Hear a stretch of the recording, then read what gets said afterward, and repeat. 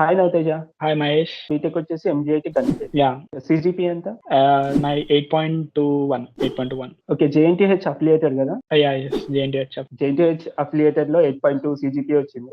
కాబట్టి ఓకే, మీరు ఎలా రాశారు ఎగ్జామ్స్? అంటే దానికి ఏమైనా ట్రిక్స్ ఉన్నాయా? అంతా సిజిపిఏ రావడానికి ఎలా ప్రిపేర్ అయ్యారు? ఏంటి ఒకసారి కొంచెం చెప్తారా ఆ ప్రాసెస్? ఎగ్జామ్స్ ఎలా రాయాలి? ఎలా ప్రిపేర్ కావాలి జేఎన్టీహెచ్? టిప్స్ అంటే మామూలుగా మిడ్స్ అప్పుడు ప్రిపేర్ కావాలంటే మామూలు పోర్షన్ ఒకేసారి కాకుండా మిడ్స్ అప్పుడు ఆల్రెడీ మిడ్స్ పోర్షన్ ఉంటుంది. అది ముందే అంటే లైక్ మిడ్స్ అప్పుడు ఫినిష్ చేస్తే మరి సెమిస్టర్ అప్పుడు బర్డెన్ కాకుండా ఉంటుంది. Plus text book material prepare అయితే సరిపోతుంది. అంటే ఓన్ ప్రిపరేషన్ అయితే కొంచెం ఉండాలి. ఓన్లీ సెపరేట్ ఒకే నోట్స్ మీద డిపెండ్ కాకుండా మల్టిపుల్ టెక్స్ట్ బుక్స్ ఉంటే మల్టిపుల్ టెక్స్ట్ బుక్స్ నుండి లైక్ మీకు నచ్చిన టాపిక్ లైక్ ఇన్‌ఫాక్ట్ గూగుల్ కూడా చేసుకోవచ్చు. గూగుల్ నుండి కూడా ఇంకా చెప్పాలంటే కొన్ని సబ్జెక్ట్స్ గాని ఇలాంటి సబ్జెక్ట్స్ కొన్ని యూట్యూబ్ వీడియోస్ చూస్తే అర్థమవుతుంది. చాలా యూట్యూబ్ ఛానెల్స్ ఉన్నాయి. అందులో నుండి కూడా నేర్చుకోవచ్చు. చాలా యూట్యూబ్ ఛానెల్స్ ఉన్నాయి. అందులో నుండి నేర్చుకోవచ్చు. అందరూ చదువుతారు, రాస్తారు. కానీ జేఎన్టీహెచ్‌లో మాత్రం మార్క్స్ రావు. వాళ్ళ ఎవాల్యుయేషన్ ఎలా ఉంటుందో మనకు తెలిసింది. దాన్ని ఎలా ఫేస్ చేశారు ఆ ఎవాల్యుయేషన్? లైక్ ఫస్ట్ అయితే ప్రెజెంటేషన్ చాలా నీట్‌గా ఉండాలి.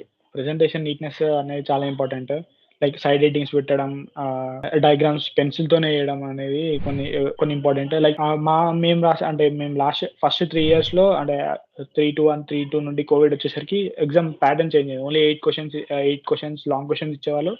అందులో నుండి 5 రాయాలి. కానీ మా అప్పుడు అంటే ముందు 3 ఇయర్స్ ఎలా ఉన్నాయంటే we have 2 marks questions also. So, అందులో లైక్ మీకేదైనా ఒక క్వెషన్ రాలేదనుకోండి, వేరే క్వెషన్ నంబర్ ఏసి మీకొచ్చిన లైక్ ఇప్పుడు సపోజ్ 1 ఫస్ట్ క్వెషన్ ఉంది. మీకు సెకండ్ క్వెషన్ వచ్చు. మళ్ళీ థర్డ్ క్వెషన్ వచ్చు. లైక్ సపోజ్ మీకు అందులో చాయిస్ ఉందనుకోండి. ఫస్ట్ క్వెషన్ రాకుంటే అదే నంబర్ ఏసి వేరే ఆన్సర్ రాయండి. మీకొచ్చిన ఆన్సర్ అక్కడ రాయండి. ఆ 10లో మళ్ళీ కొంచెం దింపి వేరే నంబర్ ఏసి ఇక్కడ ఆన్సర్ రాయొచ్చు. నేనలా బాగా రానప్పుడు అలాంటివి చేశాను. అంటే ఇప్పుడు 10 క్వెషన్స్ ఉంటాయి కదా! Small answer questions. 1, 2, 3 క్వెషన్స్ ఉన్నాయి. నాకు 2, 3 వచ్చు. యెస్. ఫస్ట్ 1 రాదు. అప్పుడు ఎలా అటెంప్ట్ చేయాలి ఆర్డర్? ఫస్ట్ ఎలా చేయాలంటే ఇప్పుడు సపోజ్ మీకు థర్డ్ క్వెషన్ ఆన్సర్‌కి ఇంక ఎక్స్‌ట్రా ఇన్ఫర్మేషన్ తెలుసు. థర్డ్ రిలేటెడ్‌గా మీరు రాసే ఛాన్స్ ఉన్నది. దాన్ని తీసి 1 రాయండి. నేనైతే అలా ఓకే. చేశాను. నంబర్ 1 ఏసి అక్కడ రాయమంటారు. థర్డ్ ఆన్సర్ క్వెషన్‌కి రిలేటెడ్ ఆన్సర్. ఓకే. అంటే ఆర్డర్‌లో రాయమంటారా? లేకపోతే జంబుల్‌గా ఆర్డర్‌లో కూడా రాయొచ్చు. అక్కడే అంటే లైక్ నేనెలా రాస్తున్నానంటే ఫస్ట్ బెస్ట్ ఇంప్రెషన్ ఆడ లాంగ్ ఆన్సర్స్ ఎలాగో కొంచెం పర్ఫెక్ట్ వచ్చాయి కాబట్టి ఫస్ట్ లాంగ్ ఆన్సర్ రాసి షార్ట్ రాసేవాడిని. మళ్ళీ ఎక్కడైనా ఇంకో లాంగ్ ఆన్సర్ ఇంకో డౌట్ ఉంటే ఫస్ట్ ఆ లాంగ్ ఆన్సర్ రాసి ఈ 3 మార్క్స్ రాని క్వెషన్‌ని లాస్ట్‌కేసి రాస్తాను. ఇందాక చెప్పాను గదా! మీకు రాని క్వెషన్ ఉంటే దానికి రిలేటెడ్‌గా ఒక్కొక్కసారి మీకు ఒక షార్ట్ ఆన్సర్‌కి 2 ఆన్సర్‌లు మేబీ ఇది అయ్యుండొచ్చు, అది అయ్యుండొచ్చని లైక్ ఉంటది. ఒక థాట్ ఉంటది. ఫస్ట్ మీరు ఏదైతే సపోజ్ ఇన్‌ఫాక్ట్ 2 ఆన్సర్స్ ఉన్నాయనుకోండి. 2 ఆన్సర్స్‌లో ఫస్ట్ ఆన్సర్ మేబీ 70% ప్రాబబిలిటీ ఉందనుకోని ఫస్ట్ ఆన్సర్ రాయండి. నెక్స్ట్‌లో సేమ్ మళ్ళీ అదే నంబర్ ఏసి లాస్ట్‌లో రాయండి ఆన్సర్. ఇన్‌ఫాక్ట్ ఒక ఆన్సర్ రాకపోతే 2 మార్క్స్ క్వెషన్‌కి దాన్ని 2, 3 ప్లేసెస్‌లో రాయండి. అంతే గదా! యాహ్! అంటే ఓకే. ఒకే ఆన్సర్‌కి డిఫరెంట్ లైక్ ఆన్సర్స్ రాయొచ్చు 2, 3 places. Different answers yeah! Different అంటే లైక్ మీకు అప్పుడప్పుడు కన్‌ఫ్యూజన్ ఉంటుంది. దీనికి ఇదా ఆన్సర్ ఇదా అని. అప్పుడు మీరు 2 ఆన్సర్ రాయండి. మీ లక్ ఉంటే లైక్ ఓకే. ఇన్విజిలేటర్ మంచోడైతే మీకు మార్క్స్ పడతాయి. లేదంటే గాడ్ నోస్. ఒక చోట ఒక ఆన్సర్, ఇంకో చోట ఇంకో ఆన్సర్. యాహ్! ఆల్‌మోస్ట్ అంటే లైక్ ఆన్సర్ వస్తే మాక్సిమం రాసేవాడిని. లేదంటే అలానే చేసేవాడిని. దెన్ రైటింగ్ ఏమన్నా ఇంపాక్ట్ ఉంటుందా? రైటింగ్ ఫ్యాక్టర్ ఏమన్నా ఉంటుందా? ఎవాల్యుయేషన్? ఐడియాస్‌లో చెప్పలేం. కాకపోతే మీకు రైటింగ్ ఉంటుందని చెప్పొచ్చు. లైక్ 50% అని చెప్పొచ్చు. కంటెంట్ ఉండాలి. ఆబ్వియస్‌లీ రైటింగ్ కూడా ఉండాలి.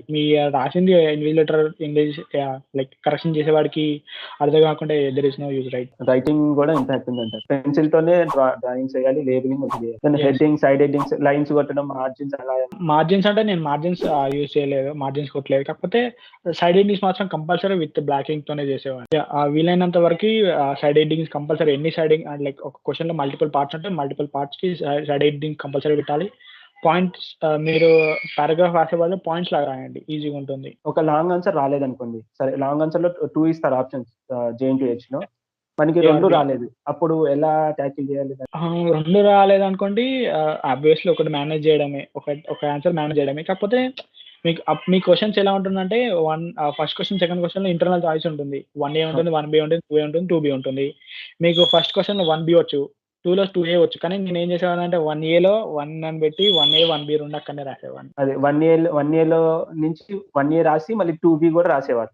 యాహ్! 2బీ గూడా 1బీ అని పెట్టేసి 2బీ రాసేవాడిని ఆన్సర్. ఇప్పుడు లాంగ్ ఆన్సర్స్‌కి ఆన్సర్స్ పెద్దగా రాస్తే ఓకేనా? లేకపోతే షార్ట్‌గా రాసినా పర్లేదా? మనకి టైం సరిపోదు కదా! జేఎన్‌టీయూ క్వెషన్ పేపర్‌లో టైం చాలా ఇంపార్టెంట్. మీరు ఆబ్వియస్‌లీ చాలా టైం ఏమవుతుందంటే, ఫస్ట్ క్వెషన్ మీరు చాలా పర్ఫెక్ట్ రాయడానికి ట్రై చేస్తారు గానీ, ఆ పర్ఫెక్ట్ వల్లనే లైక్ ఆ పర్ఫెక్షన్ కోసమే మీరు మాక్సిమం ఫస్ట్ క్వెషన్‌కి దాదాపు 1 అవర్ స్పెండ్ చేస్తారు. నాకు తెలిసినంత వరకు నేనైతే ఆల్‌మోస్ట్ 45 మినిట్స్ అలా ఒక్కొక్క ఫస్ట్ ఆన్సర్ అంటే 10 మార్క్స్ క్వెషన్ రాయడానికి స్పెండ్ చేసేవాడిని. కానీ తర్వాత లాస్ట్ క్వెషన్‌కి వచ్చేవరకు టైం ఉండదు. సో, ఆబ్వియస్‌లీ హ్యాండ్ రైటింగ్ తేడా అయ్యి ఫాస్ట్ రాయాల్సొచ్చి లైక్